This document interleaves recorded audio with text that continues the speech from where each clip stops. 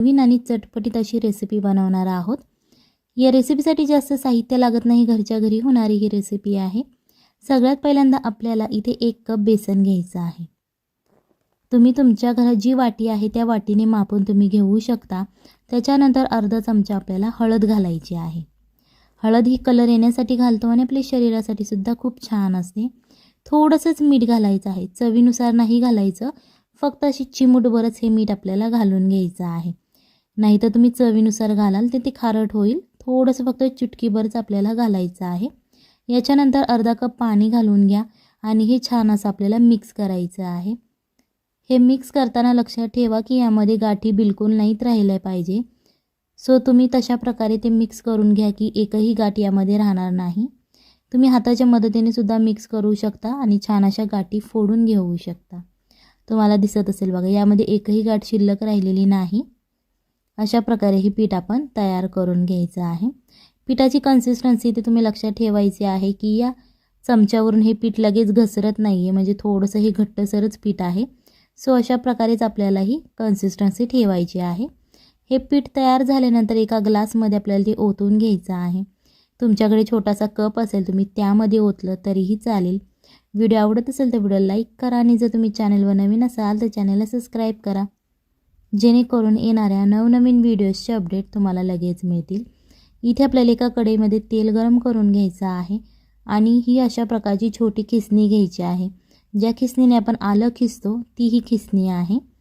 So त्या खिसणीवरती आपल्याला हे पीठ ओतून घ्यायचं आहे आणि अशा प्रकारे हा झारा हलवत हलवत हे पीठ खालच्या बाजूने पडलं पाहिजे। तुम्हाला दिसत असेल बघा की छान छान गोल गोल असे हे बॉल्स यामध्ये पडत आहेत। काही काही मोठे सुद्धा पडत असतील। सो टेन्शन घ्यायची गरज नाही, ही रेसिपी करायला खूप सोपी आहे।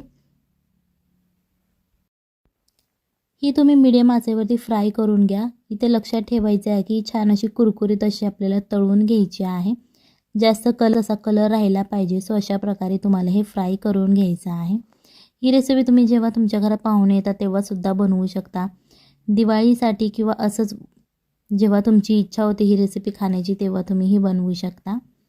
जर तुम्ही आपल्या इन्स्टा आयडीला आणि फेसबुक पेजला अजून फॉलो केले नसेल तर तुम्ही सर्च करून सुद्धा फॉलो करू शकता, तुम्हाला लगेच अकाउंट सापडेल। आणि जर नाही भेटलं तर तुम्हाला लिंक मी डिस्क्रिप्शन बॉक्समध्ये दिली आहे, तिथून तुम्ही फॉलो करू शकता।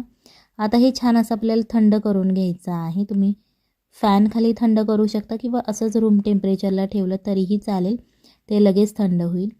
याच्यानंतर इथे आपल्याला एक मिक्सरचं भांडं घ्यायचं आहे। जर तुमच्याकडे मोठं मिक्सरचं भांडं असेल तुम्ही ते घेतलं तरीही चालेल किंवा अशा प्रकारचं छोटं भांडं वापरलं तरीही चालेल। हे सगळं आता मिक्सरच्या भांड्यामध्ये घालून घ्यायचं आहे। त्याच्यानंतर झाकण लावून हे आपल्याला आता जाडसर असं बारीक करून घ्यायचं आहे। तुम्हाला दिसत असेल बघा, अशा प्रकारे एकदम छोट्या छोट्या बुंदीमध्ये आता हे तयार झालेलं आहे। एकदमही त्याचं पीठ करायचं नाही। याच्यानंतर इथे आपल्याला 1 कप पाणी घ्यायचं आहे। मोजून तुम्हाला पाणी घ्यायचं आहे, कमी किंवा जास्त घालायचं नाही। 1 कपपेक्षा तुम्ही थोडं कमी घेतलं तरीही चालेल। याच्यानंतर अर्धा कप आपल्याला इथे साखर घ्यायची आहे। ही साखरेचं जे प्रमाण आहे ते तुम्ही तुमच्या इच्छेनुसार करू शकता, कमी जास्त। जर तुम्हाला गोड कमी आवडत असेल तर तुम्ही साखरेचं प्रमाण कमी केलं तरीही चालेल। आता जेव्हा आपली साखर विरघळते त्याच्यानंतर हे पाणी छान असं उकळून द्यायचं आहे। थोडीशी या पाण्याची क्वांटिटी कमी झाली पाहिजे, जास्तही एकदम कमी करायची नाही। तुम्हाला दिसत असेल बघा, मगाच्यापेक्षा थोडंसं पाणी कमी झालेलं आहे। तेव्हा ही जी आपण छोटी छोटी बुंदी तयार करून घेतलेली आहे ती या पाण्यामध्ये आपल्याला घालून घ्यायची आहे आणि छान अशी मिक्स करायची आहे। यामध्ये गाठी बिलकुल तयार नाही झाल्या पाहिजे, अशा प्रकारे तुम्हाला हे मिक्स करायचं आहे। जरी 1-2 गाठी तयार झाल्या तर तुम्ही चमच्याच्या मदतीने त्या फोडू शकता। आता इथे लक्षात ठेवायचं आहे की तुम्हाला हे मीडियम आचेवरतीच करायचं आहे। लोक म्हणतात की तुम्हाला मोतीचूरचा लाडू बनवता येणार नाही, ते फक्त हलवाईंनीच करावं, पण असं काही नाही आहे। आज आपण घरच्या घरी मोतीचूरचे लाडू बनवणार आहोत, तेही एकदम सोप्या पद्धतीने, अस्सल हलवाईची चव असणार आहे। सो आता तुम्हाला दिसत असेल बघा, यामधलं पाणी बिलकुल आटलेलं आहे। हे छान असं एका प्लेटमध्ये काढून घ्यायचं आहे आणि फॅन खाली ते थंड होऊ द्यायचं, जेणेकरून ते थोडंसं घट्टसर तयार होईल आणि तुमच्या हाताला सुद्धा भाजणार नाही। जेव्हा हे पीठ तुमचं थंड होईल तेव्हा तुम्हाला याचे छोटे छोटे असे लाडू करून घ्यायचे आहेत। तुम्ही तुमच्या इच्छेनुसार याला शेप देऊ शकता. बर्फी टाईपसुद्धा तुम्ही हे बनवू शकता. तुम्हाला जेवढा मोठा गोल आवडत असेल तेवढे तुम्ही लाडू करू शकता किंवा अशा प्रकारे हे पेढ्यासारखे सुद्धा छोटे छोटे त्याला शेप देऊ शकता. सो ही रेसिपी एकदा नक्की घरी ट्राय करा, आपल्या फॅमिलीला खाऊ घाला आणि मग मला कमेंटमध्ये सांगा कशी झाली होती. सो अशा प्रकारे आता आपण हे सगळे गोळे तयार करून घेणार आहोत. तुम्ही याच्यामध्ये ड्रायफ्रूटसुद्धा घालू शकता जर तुम्हाला आवडत असेल. तुम्हाला जे ड्रायफ्रूट्स आवडत असेल तुम्ही त्याचा वापर करू शकता.